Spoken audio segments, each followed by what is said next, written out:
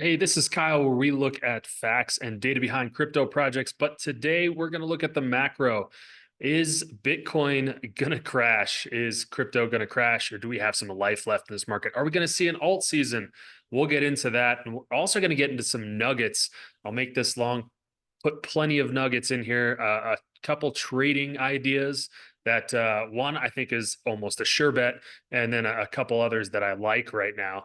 But let's first talk about recession. If you've been following me, you know that I think that we're going to hit a recession. And now I'm at like 95% recession at some point in the next, say 4 to maybe 11 months. It's a good range, but I think we're headed to that without a doubt. But before that, we could see some upside. So let's take a look at what that might look like. I got a couple scenarios for you.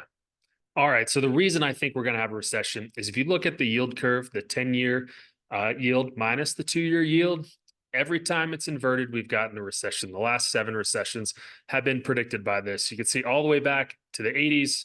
Each time we go negative, a couple months later, or once we go positive, then we get a recession. It's happened 2008, 2001, and in the 90s.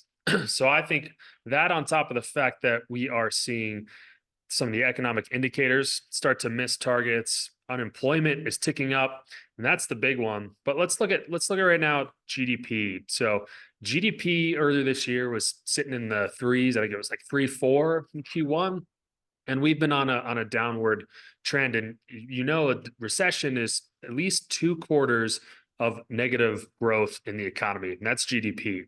But what really has me eyeing a recession coming up, the indicator that's showing me that we're going to see a recession, is this unemployment rate.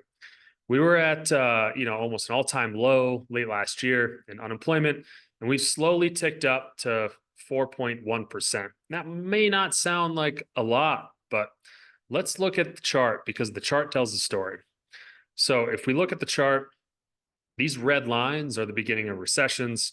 This blue line is the unemployment rate in percentage.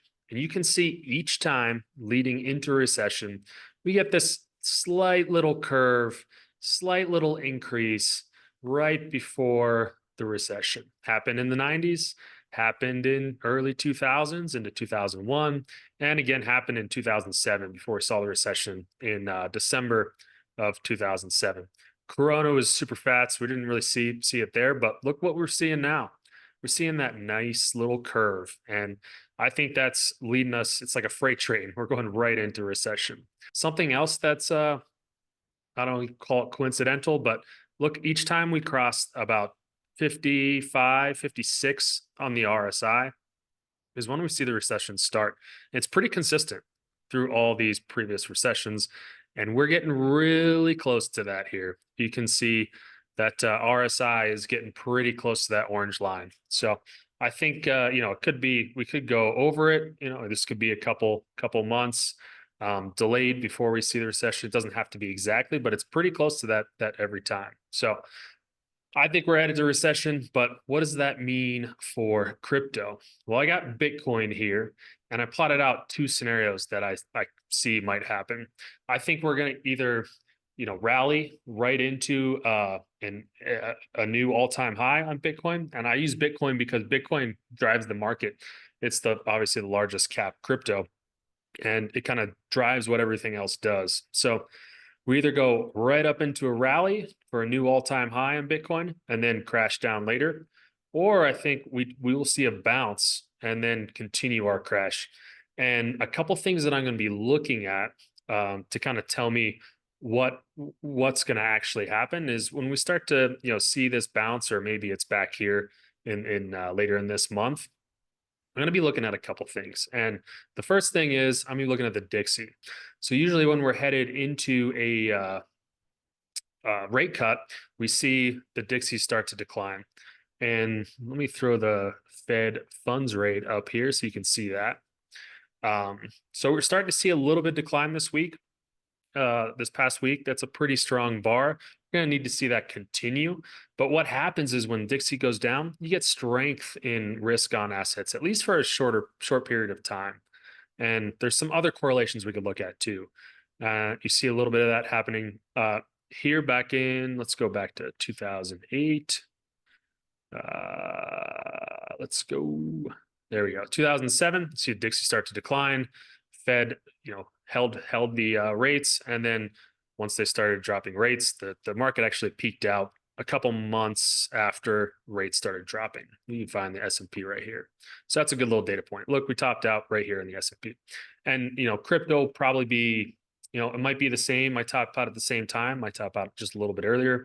Or if there's a possibility it already did top out in one of my two scenarios. But we'll be looking for the Dixie decline. That's one thing. The other thing we're going to be looking for is liquidity. Let me see if I can pull up the liquidity chart. So liquidity drives risk on assets. The more money that's in the system, the more money is available to be invested into risk assets. And you usually see a spike in liquidity going into rate cuts. And this goes back in like its stocks. You could look at it in the S&P or the NASDAQ, and you can see this correlation. Now, usually you have to get some data. It's probably proprietary, or you have to buy it. And to get this data, it's the M2 is one way to look at it too, but it's really tough to get the data, I guess is my point. In crypto, it's really easy. All you have to do is look at stable coins. How many people are holding stable coins, and like what's the total market cap of stable coins? You can see that right here. This is the blue line. The orange line is Bitcoin. And you can see when liquidity goes up in crypto, you get a nice increase in Bitcoin. And that goes back, that's a correlation that goes back, since crypto started. So I'll be watching also for liquidity in the stable coins. Hopefully we start to see an increase here. If we see a bounce and this stays relatively flat or even decreases, then I know that the strength of whatever move we're getting isn't going to last. It's not going to be very strong, because you just can't have Bitcoin makes significant moves, or any crypto makes significant moves, without having a lot of stable coin in the market, right? So those are the two things I'm going to be looking at. I'll also be looking at the RSI on Bitcoin, since Bitcoin drives it. I'll show you what I mean here. Let's pull up Bitcoin real quick on the dollar. Stochastic RSI. So that's not the chart I'm looking for. It's overbought, oversold. There's the stochastic RSI. So let's go over to the weekly. The weekly is the one I'm going to be looking at. So we could possibly see a cross up here between this orange line and the blue line. And you'll see the blue line move first. Let me get rid of this guy. You'll see the blue line move first. And there's a difference, though, between, like, you can kind of tell the strength of the move based on how big this gap is. You see the gap on this move up when the blue line moves up and the orange line follows it. So if there's a large gap there, it's a good indication that's a pretty strong move. Now, that's not like 100% correlated, but what we did see over here on this bounce right here, we saw a little bit of a gap there, and then it started to close once we got over that 20 line. And that's something I'll be watching for. So if that gap starts to close, I'll start knowing that the momentum is kind of getting killed there. And you still would have, even if you use that kind of as an indicator, you would have got, about 7% margin, 8%, difference there in the price you would have sold at if you sold at this bar, seeing when you start to see this gap close. So that's a good indicator as well. I'm going to look for all those three things converging. And, if one of them's looking kind of weak, that's fine. If liquidity is looking weak, that's a no-go for me. That's a no-go. But, if stochastic's looking weak, but liquidity is looking strong, I'll still think, I'll think the market's gonna bounce pretty good. So obviously you want to see all three, but I think liquidity is the main driver. So I'll be watching that closely. And the other two would be nice to see, kind of give me an indication of what might happen, even with liquidity a little bit. So that is my trading strategy. I wanted to talk real quick also about Caspa. So I really like Caspa. I think it's a phenomenal project. I think it'll do very, very well in the long run. But I just want to let you know that I did sell my Caspa right around 17, I DCA'd out 17 to 19 cents. And the reason I did that was if you look at this chart here, you see the RSI, it has been in a bearish divergence. So if you draw a line on top there, you see this line is in a downtrend.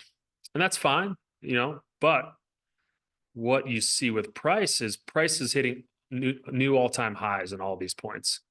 And because you have price hitting new all-time highs and then bearish divergence on the a downward trend line on the RSI, that's an indication to me that there's a lot of weakness in Caspa. And you see it right here, right? You see this new all-time high right here. Then you see another new all-time high, but it's really low. That's just a super weak move. And if you look at what we hit at the RSI, even though we hit a new all-time high, RSI didn't even get above 70. That's extremely weak. And for me, I think we still could hit new all-time highs here. There's always the chance, especially if we get liquidity in the market. But for me, it was just too risky at this market cap. I'm not a huge I have huge conviction in it, so I did sell all of that. Just wanted to let you guys know. Now, for one of the trades that I am really certain of, it's not a crypto, but it's TLT. And I think TLT is a phenomenal asset to hold going into rate cuts, not even recession, just rate cuts. So what happens is it's just structural and fundamental. What happens is when rates are cut, yields go down, and yields and bond prices are inversely correlated. So this is bond prices right here of the 20-year plus maturity. TLT is just just a bunch of different treasuries grouped together. I think they're mostly 20 years in duration, but the longer the duration, the higher the move you're going to see on price. But we can see what happened in 2008 and 2007, 2008 when the Fed started cutting rates. You saw TLT started to increase in price. And, this move here, if you captured the whole move, which is tough to do, you would have gotten a 50% increase. And if you would have held that, even longer, that would have been, about 60% gain there. And I think we could see that or more coming up, just because if you look at how high we got on TLT right during the coronavirus, I think we could see at least coming up to, half that move. We're at about 90 now. And if we get up to maybe 120, I haven't gotten like exact targets on this, but even from here, you want to run like Fibonacci's, but if we get to around 120, that's another 30% move. So, but I think we go all the way up to, 140, 150. That would be about a 60% move. So if you're looking for some returns going into rate cuts, I think TLT is a phenomenal choice. And you start to see the move a little bit when rates come down. And then, this is around when Lehman Brothers and stuff happened and started doing QE. I think that's where we got that spike. Confirm that if you're interested in getting into TLT, but a really good trade coming up with rate cuts in our near future. So that's some good alpha for you there. Oh, and then I think there's some other projects that look very strong, even if we do see a bounce that isn't extremely strong. OGPU is one of those, and I say that because we got a nice cross here on the stochastic RSI. Now, I don't think this is closed yet, so we can't, confirm the cross. But we got a good gap here. If this does close up, and this cross sustains, I do think that we could see a really good move. Now, keep in mind we do have a little bit of negative trend line here on the stochastic RSI.